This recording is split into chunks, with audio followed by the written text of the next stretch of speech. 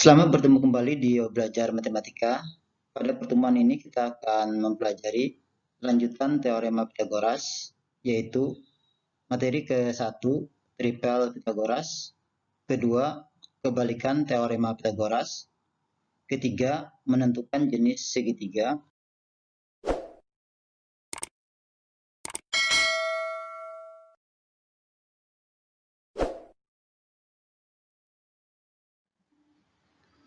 kita mulai dengan tripel Pythagoras, yaitu tiga bilangan asli yang memenuhi teorema Pythagoras. Kita akan menemukan tiga bilangan tripel Pythagoras. Kita ambil dua bilangan Pi dan Q dengan Pi lebih dari Q. Nilai Pi dan Q dimasukkan ke Pi kuadrat tambah Q kuadrat. Pi kuadrat dikurang Q kuadrat, 2 Pi Q. Perhatikan tabel Pi kuadrat tambah Q kuadrat. Pi sama dengan 2, Q sama dengan 1. 2 kuadrat 4 ditambah 1 kuadrat 1. 4 tambah 1, 5. Berikutnya Pi kuadrat dikurang Q kuadrat, 4 dikurang 1, 3. 2 Pi Q, 2 kali 2 kali 1, 4. Diperoleh tripel Pythagoras, 5, 4, 3. Dengan cara yang sama, kita bisa menemukan tripel Pythagoras yang lainnya. Di sini diberikan 16 tripel Pythagoras dasar. Untuk ketiga bilangannya, A, B, C kurang dari 100. Tripel Pythagoras yang lain adalah kelipatan dari 16 tripel Pythagoras dasar tersebut. Ingat, ini untuk nilai tripel Pythagoras yang kurang dari 100. Perhatikan, ini adalah 11 tripel Pythagoras dasar yang nilai A, B, C kurang dari atau sama dengan 65. Kita bisa mencari tripel Pythagoras yang lain dengan menggunakan 11 tripel Pythagoras besar ini. Ini khusus untuk nilai A, B, C kurang dari atau sama dengan 65. Misal kita ambil tripel Pythagoras 3, 4, 5. Jika ketiga bilangan tripel Pythagoras tersebut dikali 2, 3 kali 2, 6, 4 kali 2, 8, 5 kali 2, 10, diperoleh 6, 8, 10. Ketiga bilangan ini adalah juga tripel Pythagoras. Demikian juga jika 3, 4, 5 dikali 3, dikali 4, dikali 5, dikali 6, dan seterusnya, akan diperoleh tiga bilangan yang juga merupakan tripel Pythagoras.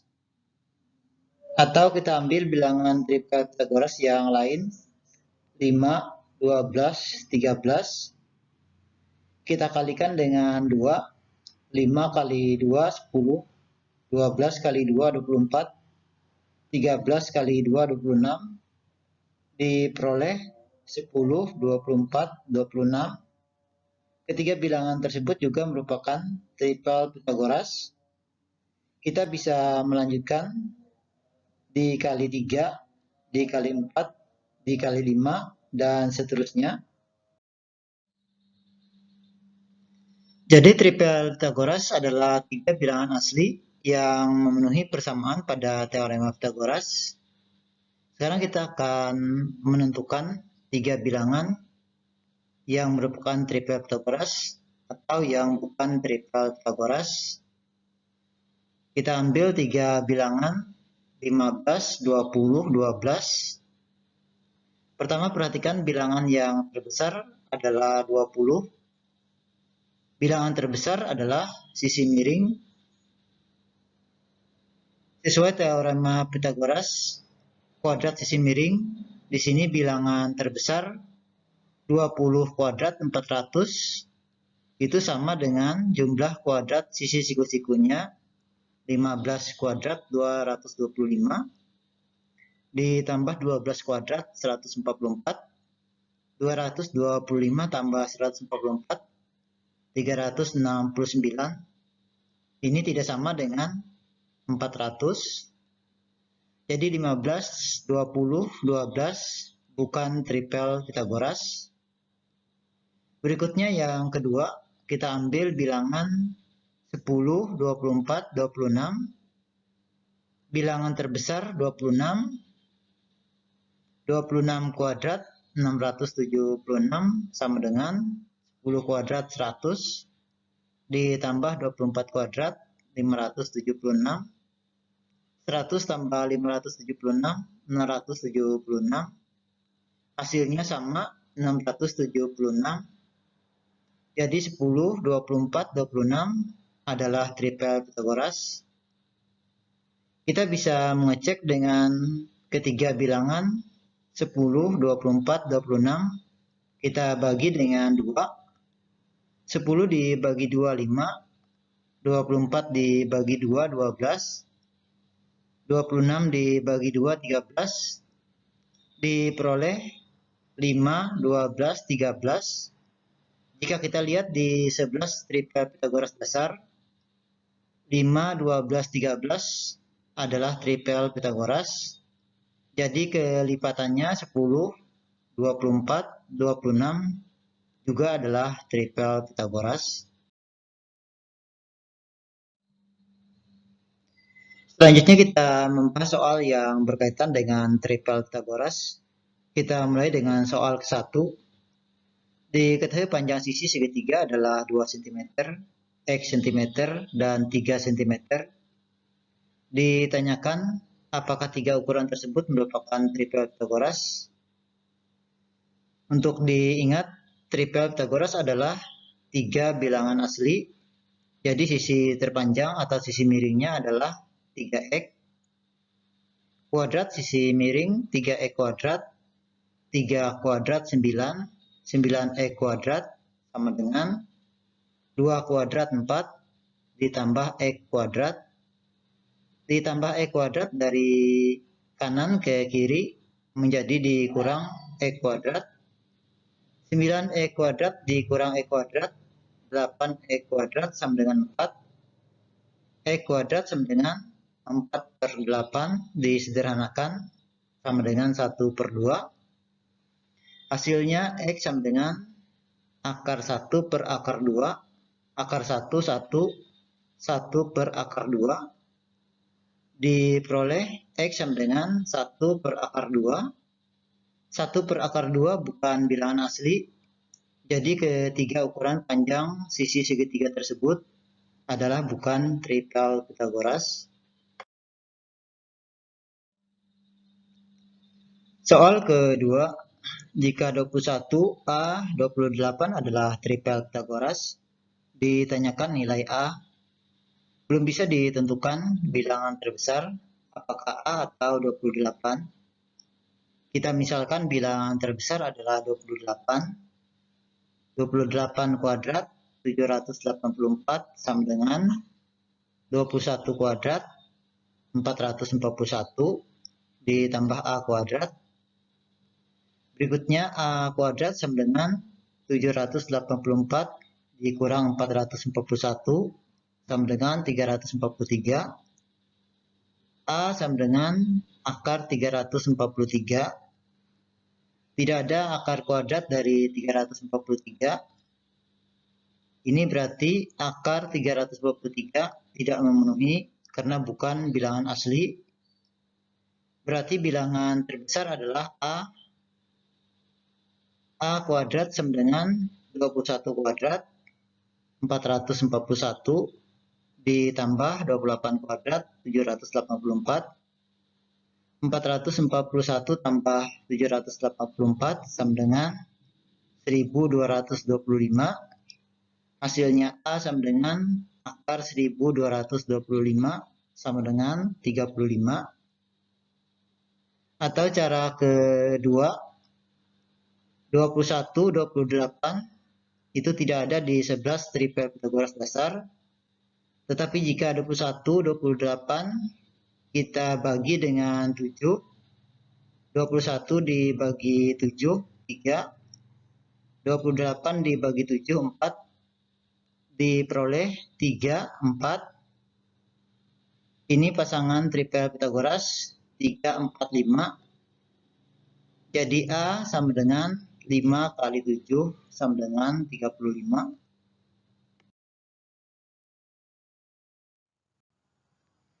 Selanjutnya materi kedua, kebalikan teorema Pythagoras.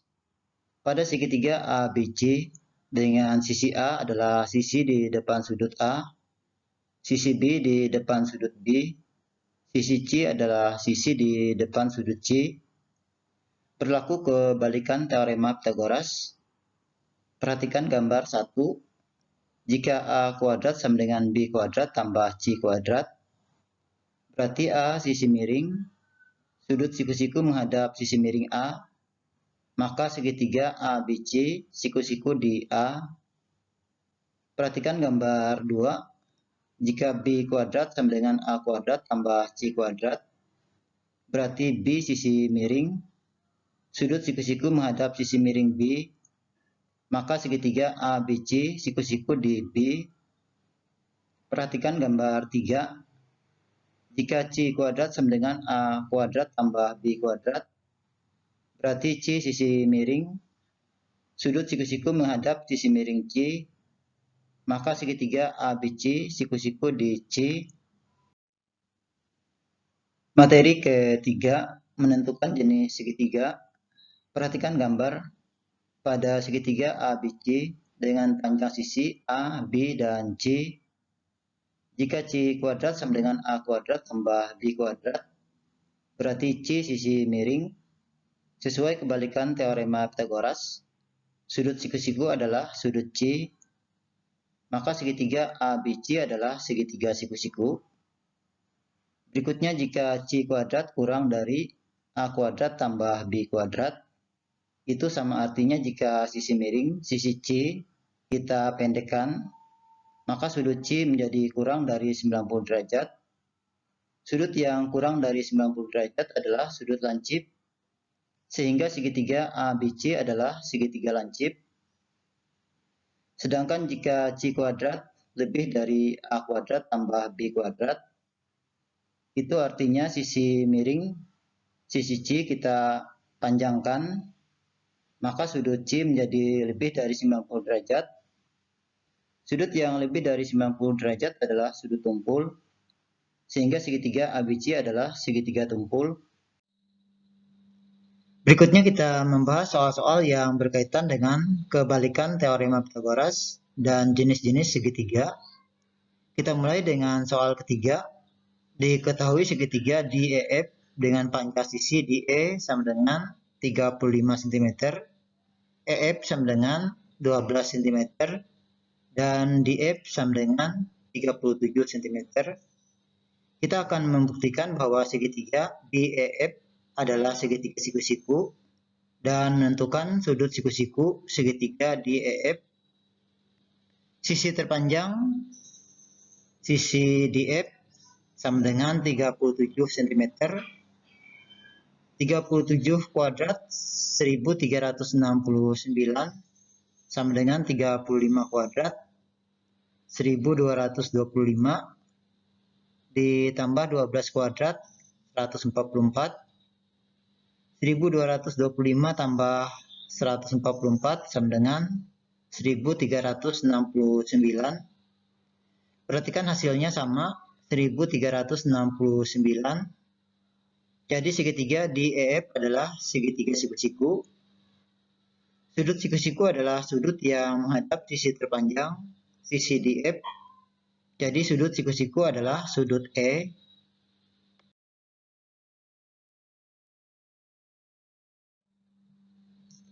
Soal keempat, kita akan menentukan mana yang merupakan segitiga siku-siku, segitiga lancip, dan segitiga tumpul dari kelompok 3 bilangan berikut.